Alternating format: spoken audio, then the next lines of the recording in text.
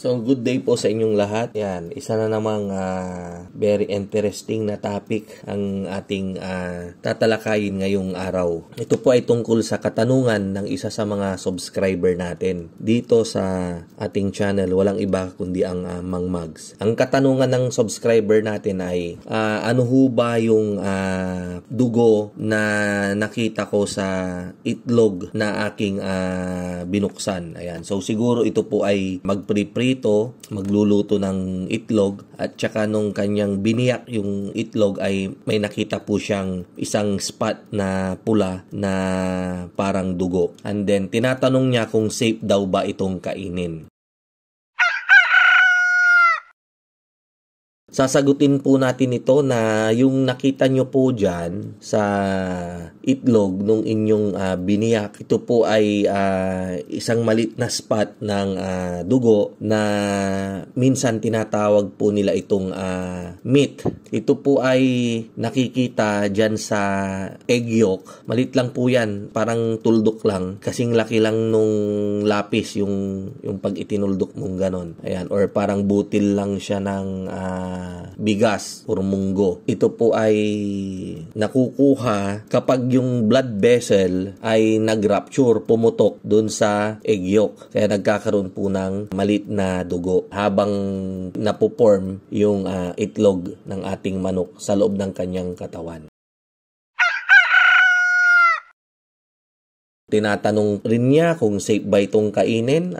Syempre naman, safe na safe po itong kainin. Kung gusto nyong alisin yung malit na dugo na yan, ay ano nyo lang siya ng kutsara or kutsilyo para maalis na po yan. Ngayon, kung kayo ay medyo maselan. Pero kung okay lang naman, okay na yan na iluto. Batiin nyo na and then iprito nyo na. Safe na safe pong kainin yan. Yung isa naman, tinatanong niya kung bakit daw minsan naglaga siya ng itlog ng kanyang native na manok.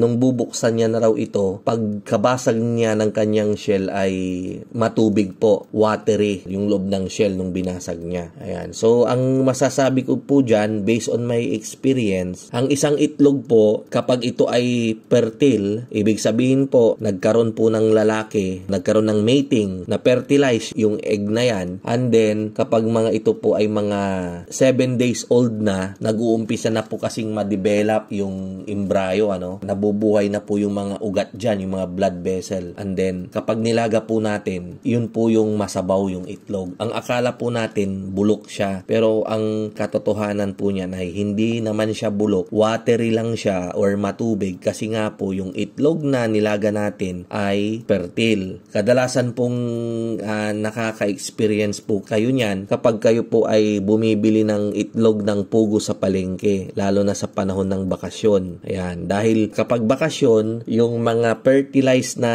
itlog, instead na isasalang po nila yan para ipapisa at maging sisiw, ay ini-stop po nila, hindi po nila nilalagay sa incubator, bagkos ito po ay ibinebenta po nila sa palengke. At si tendera naman ng palengke, ibinebenta niya po ito sa atin kapag tayo ay gagawa ng mga kung ano-ano, chop suey. So kapag nilaga natin at babalatan, watery siya, may tubig. Yun po yung tinatawag na fertile na itlog. Ayan, so sana nabigyan ko po kayo ng another idea, knowledge regarding po sa ating paitloging manok. Ayan, kita-kita po ulit tayo sa mga susunod nating video. Ayan, mabuhay po tayong lahat. God bless.